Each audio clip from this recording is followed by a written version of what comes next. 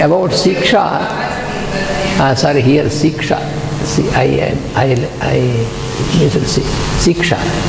So this Siksha, about this Panini has explained how you have to make your intonation.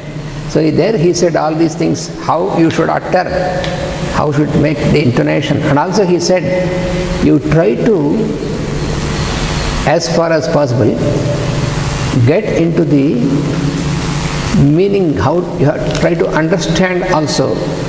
In the beginning, of course, you first have to learn how you have to utter this, even though you don't know the meaning.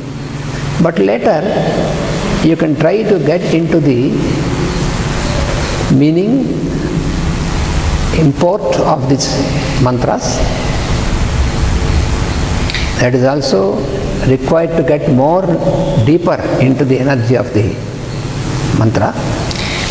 То есть сначала, вот он описал, как нужно произносить и с какой интонацией, и желательно произносить это, понимая смысл того, что мы произносим. Естественно, сначала нам это не удастся, потому что мы можем этого не знать, но нужно, или не мочь, но мы должны продолжать стараться это делать, и именно это необходимо для того, чтобы существовать в этой энергии, получать эту энергию. From the very ancient times,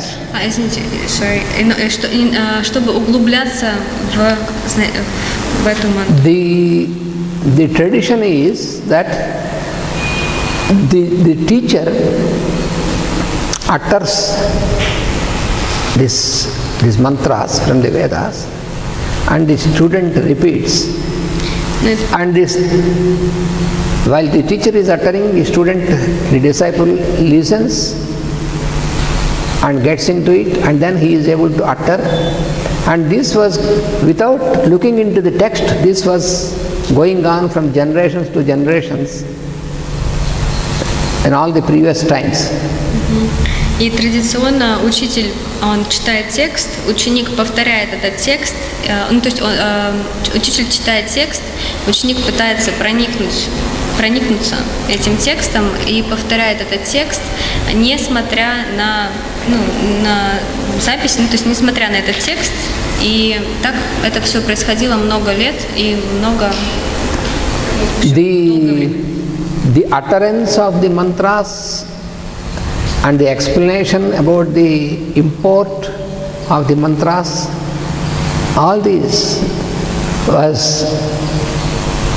were continuing from generations. No need for a written script to see. It was going like that from generation to generation. But when it was gradually coming down, then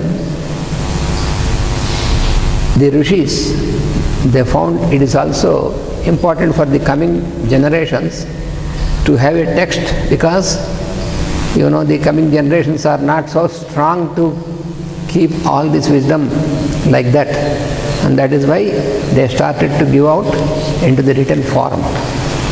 И от поколения к поколению все вот это и интонация, и смысл, оно передавалось, и не было необходимости в каких-либо текстах. А потом, когда это все начало распадаться, то риши, они решили, что для будущего поколения будет необходимо все это записать, потому что я еще не договорила, спасибо. Потому что умственные способности, они заметили, что умственные способности у людей, чтобы держать всю эту информацию, в общем, она начала сдавать. That is why this wisdom is called Shruti Vidya. Поэтому эта мудрость называется Шрити Видья. Shruti. Shruti means by listening. Шрити означает с помощью слушания, с помощью слуха.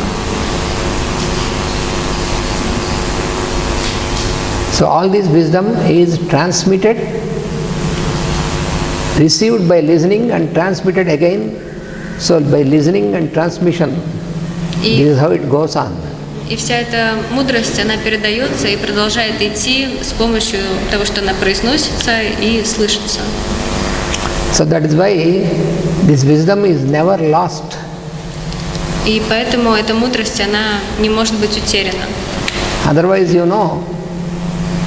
if only you depend upon the written text, and if the written texts are completely destroyed, then what happens? That is why this wisdom is always existing, preserved, and when everything disappears in the written form, no problem. Again it comes down because it is there in that tradition and by the masters of this wisdom.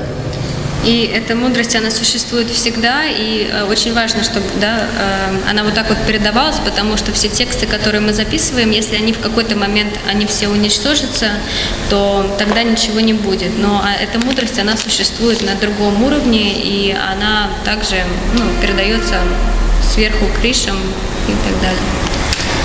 So several times, not only now, but several times in the past ages, there was always an effort by the black forces to destroy this wisdom. И несколько раз в древних временах черные силы хотели уничтожить эту мудрость.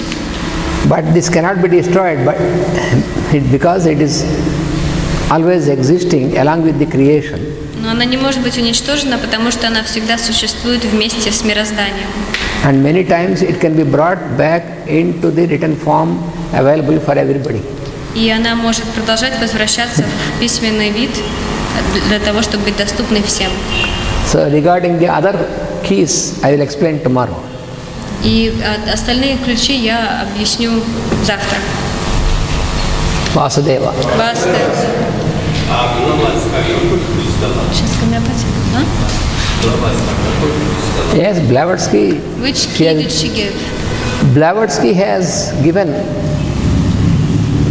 in her writings. She has given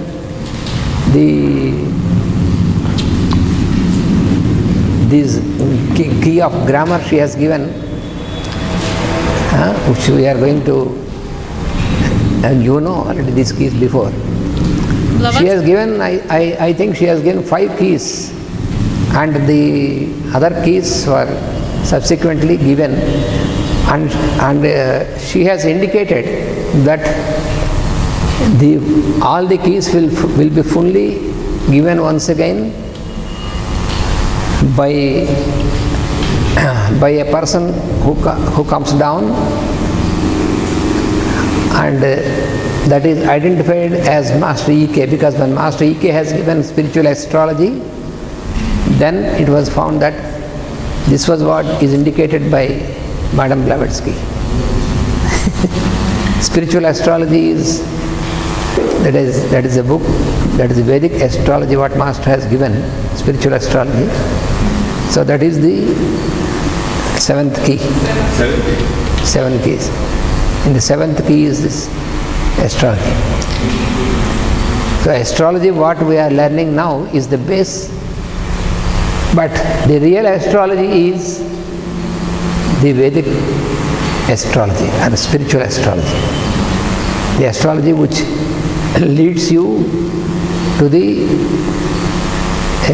experience of the spirit and the understanding of the spirit. That is the true astrology. And the astrology, what we generally know and try to learn, is mundane astrology. But this mundane astrology is one part, but that is not the ultimate. Ultimately, to learn, we need the mundane astrology, but after that we have to enter into spiritual astrology. Alice Bailey has given the esoteric astrology, that was also given by Alice Bailey, but completely the key is opened from the spiritual astrology. And the whole Vedic wisdom as unlocked by the 7th key astrology, that is found in spiritual astrology given by Master EK. That was indicated also by Blavatsky. переводить. В какой-то момент понадобится помощь, потому что я все не запомнила. И, может быть, неправильно поняла. Вопрос был, какие ключи дала Блаватская, и ответ был, что Блаватская дала грамматику, и Блаватская дала 5 ключей. И она также сказала, что придет человек, который даст вам следующий ключ. И этим человеком был мастер EAK. И мастер EAK, он дал ключ духовной астрологии. И она духовная, потому что она дает нам подняться на духовный план, а вот дальше я уже не могу. Что было дальше? Ну, в двух словах смысл того, что мы как бы изучаем основы астрологии, это то же самое, как изучать ноты. Но мы изучаем это для музычной интерпретации, чтобы мы без этого мы не можем познать духовную астрологию. Поэтому мы изучаем основу, но сутью ключом является духовная астрология, которая дает мастер EAK. И это является седьмым ключом к ведам, через который мы можем узнавать смысл седьмой ключ. Спасибо. Vasudeva. Now we have a break for lunch.